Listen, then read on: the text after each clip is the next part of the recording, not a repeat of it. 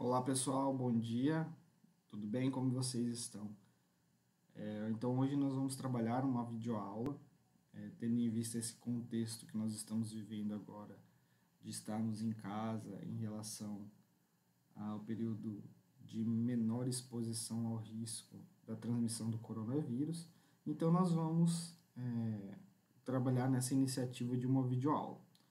Então, considerando a disciplina de urgência e emergência, eu sou o professor Cauê Pimentel e nós vamos estar trabalhando hoje acerca das emergências metabólicas.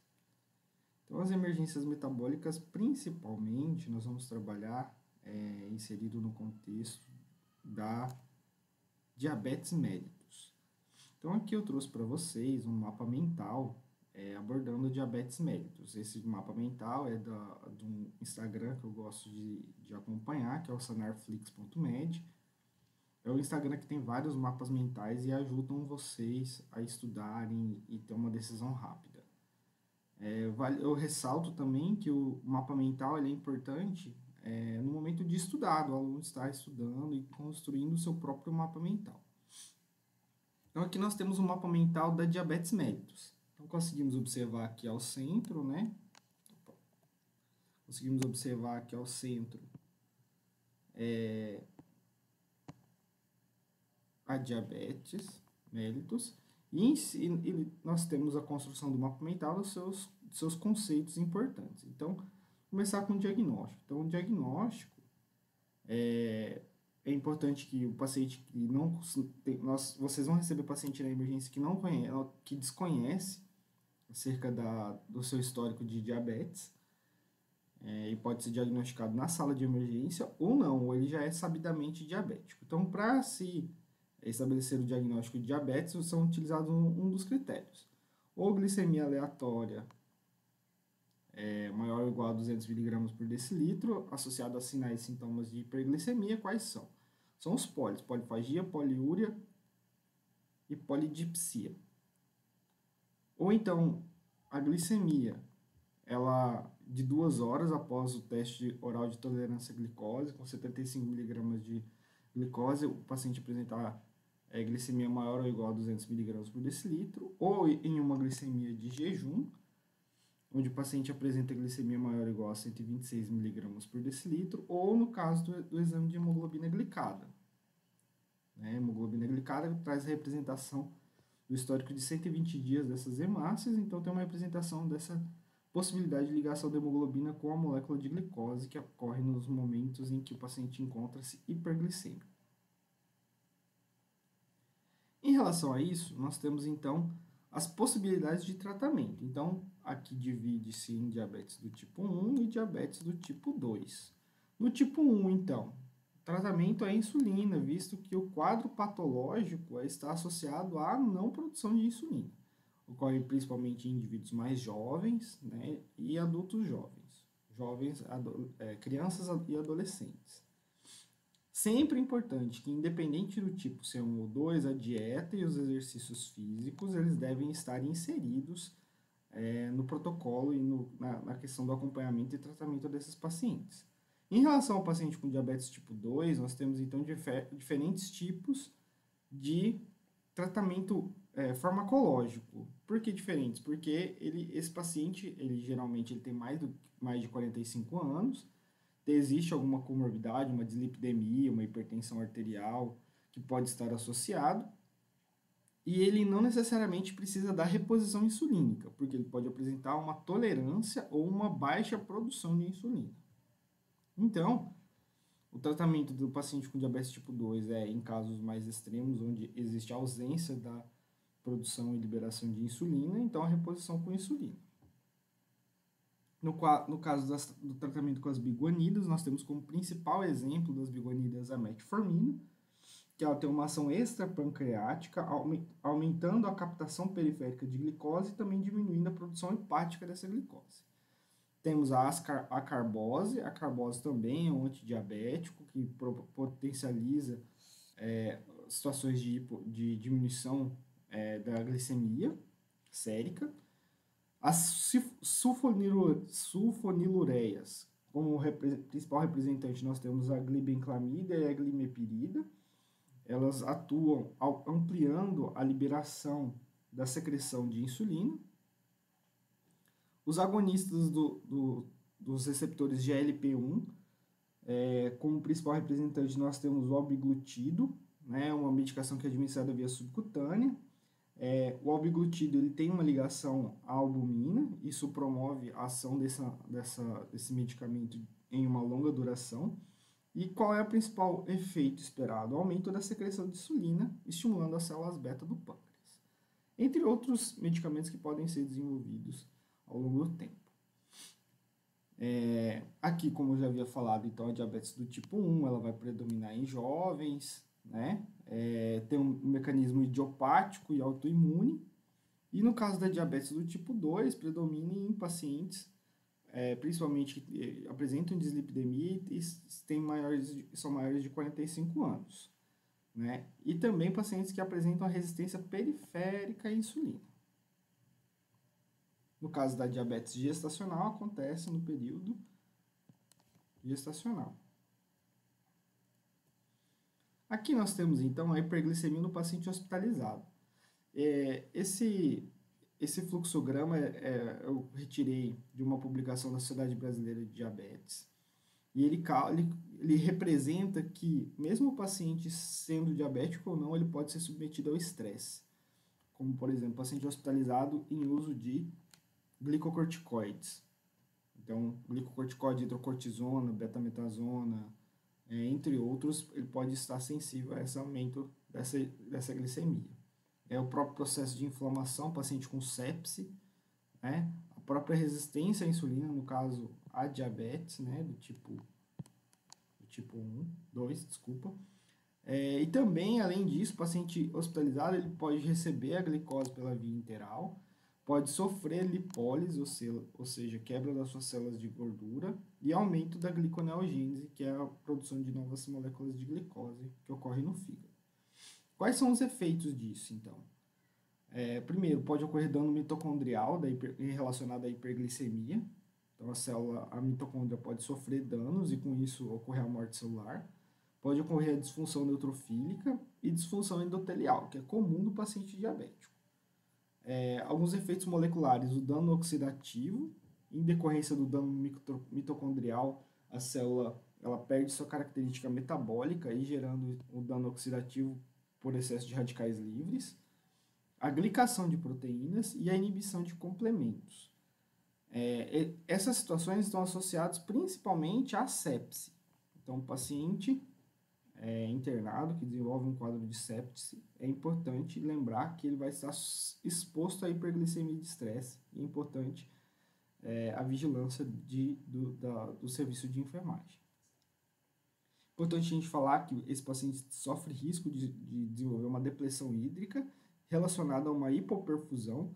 Então, o estado de hiperglicemia promove um aumento da eliminação urinária, como forma de busca de compensação desse equilíbrio glicêmico, e isso pode levar a um quadro de depressão hídrica e hipoperfusão, piorando ou agravando uma situação de hipovolemia, ocasionando um choque hipovolêmico. A avaliação da glicemia capilar, então, nesses pacientes hospitalizados. Então, a hiperglicemia no paciente hospitalizado é definida como glicemia acima de 140 mg por decilitro em jejum ou 180 mg por decilitro em coleta aleatória, que é aquela coleta de 6 em 6 horas, preconizada. Né? No caso, se o paciente estava em jejum, é importante fazer a observação. Já a hipoglicemia, ela é definida como uma glicemia abaixo de 70 e ela é considerada grave quando for inferior a 40 mg por decilitro. Nesse momento é necessário o quê? Tratamento imediato, com reposição de glicose hipertônica. Então, quais seriam as situações que envolvem a emergência? Nós temos duas situações, o estado hiperosmolar hiperglicêmico e a cetoacidose diabética. Importante que o estado hiperosmolar hiperglicêmico ele vai acontecer nos pacientes que têm diabetes do tipo 2 e a cetoacidose diabética nos pacientes que têm diabetes do tipo 1.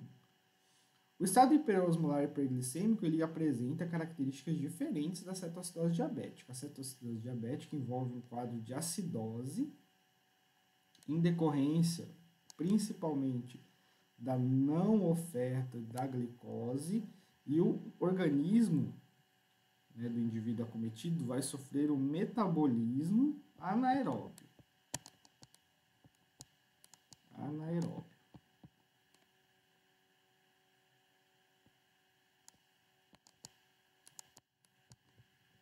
E esse metabolismo anaeróbio ele vai causar dano mitocondrial e trazer as repercussões para esse paciente. Então, nós já vamos tratar acerca disso.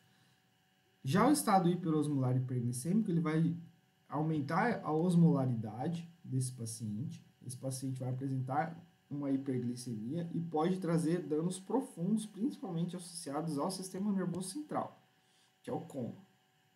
Aqui nós temos, então, a representação do quadro clínico. Então, a diferença entre a cetoacidose diabética e o estado osmolar hiperglicêmico. Então, qual é a faixa etária que mais acomete a cetoacidose diabética? Os mais jovens. A sua instalação ela é rápida, e às vezes em horas. Ao verificar a glicemia capilar, esse paciente encontra-se hiperglicêmico, com glicemias superiores a 250 mg por decilitro.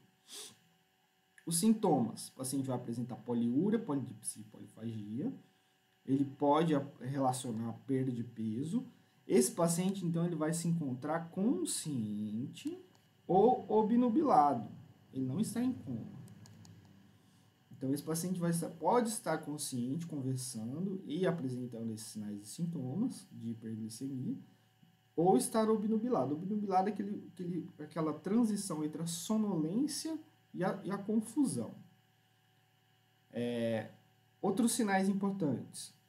O paciente vai apresentar hálito cetônico, que é característica de utilização de reserva biológica, ou seja, esse paciente vai utilizar a queima de lipídios para a produção de energia, sendo que ele está hiperglicêmico e não consegue utilizar essa glicemia, essa glicose que está disponível sericamente. Então, ele começa a ter produção e consumo de glicose através da lipólise. O paciente vai apresentar desidratação como uma tentativa, como eu havia falado anteriormente, como uma tentativa do organismo buscar a forma de equilibrar essa hiperglicemia, estimulando a maior eliminação urinária. O paciente pode apresentar taquicardia e hipotensão como característica da desidratação. O paciente pode apresentar taquipneia com um tipo de respiração específica, que é de Kussmaul. E esse paciente pode apresentar náuseas, vômitos e dor abdominal. Então, dor abdominal é relevante e é importante nós discutirmos sobre a dor abdominal, porque é um sinal e sintoma característico do paciente hiperglicêmico, consciente, relatando dificuldade respiratória e apresentando-se desidratado. Isso envolve a característica da cetoacidose diabética. Já o estado hiperosmolar hiperglicêmico vai atingir, então, indivíduos com a faixa etária acima dos 40 anos. A instalação ela é progressiva, o paciente apresenta vários dias de piora progressiva, né? A glicemia capilar na verificação ela vai encontrar-se altamente elevada, ou seja, maior que 600 mg por decilitro. Esse paciente também vai apresentar os sintomas de poliúria, polidipsia e polifagia, associada à perda de peso, astenia, diferente, né? Astenia e obnubilação, ou seja, esse paciente quando chega na unidade de emergência, ele já chega confuso, desorientado, evoluindo com uma sonolência, podendo apresentar rebaixamento do nível de consciência e coma. O paciente pode apresentar desidratação grave, principalmente quanto a extremos de idade, e associada a taquicardia e hipotensão, ou seja, o paciente pode evoluir com um choque hipovolêmico.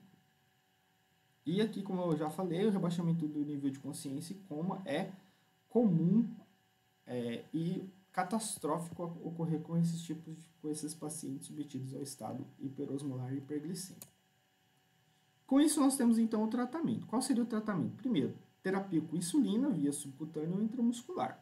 É a primeira via, né? Caso contrário, a insulina somente deve ser iniciada se o potássio for maior que 3,3 miliequivalente, pelos riscos de arritmia associada à hipopotassemia. No caso da insulina, via endovenosa. Existe a possibilidade da administração contínua de insulina. Então, a administração contínua através da bomba de infusão contínua na dose de 0,1 unidade por quilo por hora. Então, como que se prepara? É importante isso para nós enfermeiros. Com 100 ml de soro fisiológico, eu vou aspirar 100 unidades de insulina, ou seja, para cada 1 ml de soro fisiológico, eu tenho uma unidade de insulina. Essa insulina aqui vai ser insulina regular, tá? Insulina regular, E cuidado de enfermagem também, monitorização dessa glicemia capilar de hora em hora. Com isso vai ocorrer o quê? A diminuição progressiva dessa glicemia.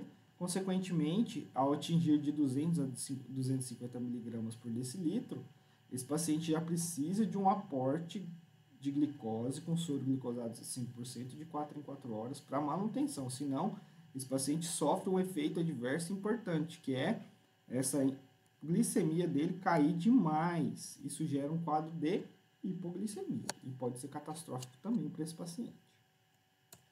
Aqui eu trouxe um gráfico representando o perfil das insulinas, então o perfil farmacocinético das insulinas. Então, a insulina Lispro é a insulina de ação mais rápida, ou seja, ela tem o pico de 2 a 5 horas, tem a sua ação de 2 a 5 horas com um pico muito rápido, como a gente pode ver aqui. A insulina regular tem seu pico de aproximadamente 2 a 3 horas e sua duração de até 8 horas. Já a insulina NPH tem o seu pico em torno de 5 horas, 5 a 6 horas, e a duração meia-vida plasmática dela é de 13 a 16 horas. O Detemir, ele apresenta um pico de ação um pouco mais lento, sei que o pico de ação dele fica em torno de 6 horas, e ele tem a duração de 12 horas.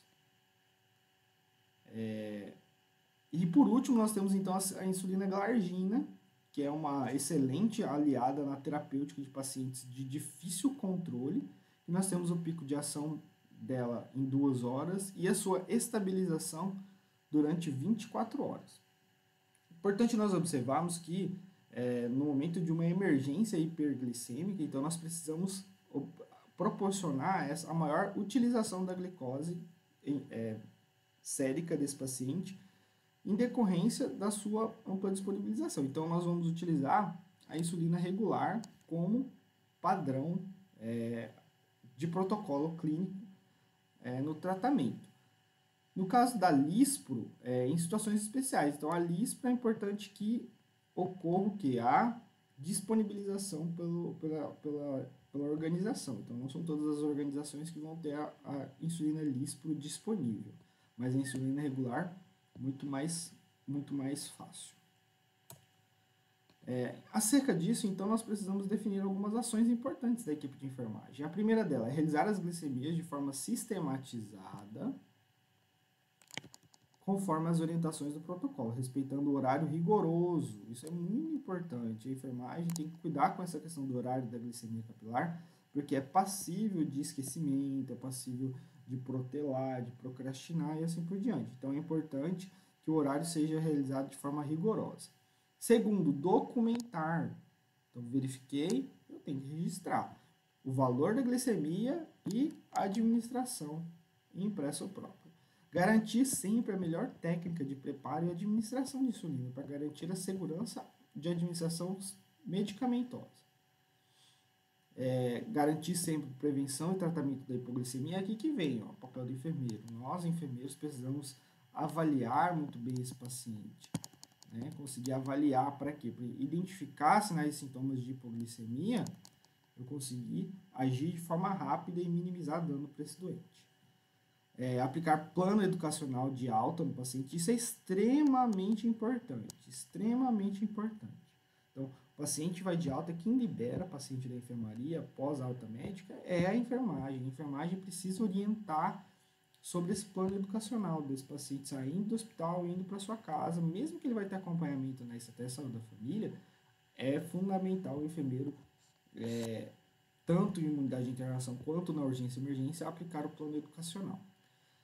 Atenção aos cuidados com o pé diabético, isso sempre observar, isso faz parte do exame físico dentro do serviço de emergência. O paciente pré-glicêmico deve se avaliar o pé diabético e dominar o timing de insulina pré-prandial e suplementar, ou seja, entender qual é a competência do enfermeiro na avaliação antes do almoço, antes das refeições e para suplementar, ou seja, se eu entendo a ação das minhas insulinas, das minhas diferentes insulinas, eu consigo ter um melhor planejamento das minhas atividades como enfermeiro. Essas são as referências, utilizei o Guyton, o Brunner, a Sociedade Brasileira de Diabetes e algumas imagens disponíveis no Google.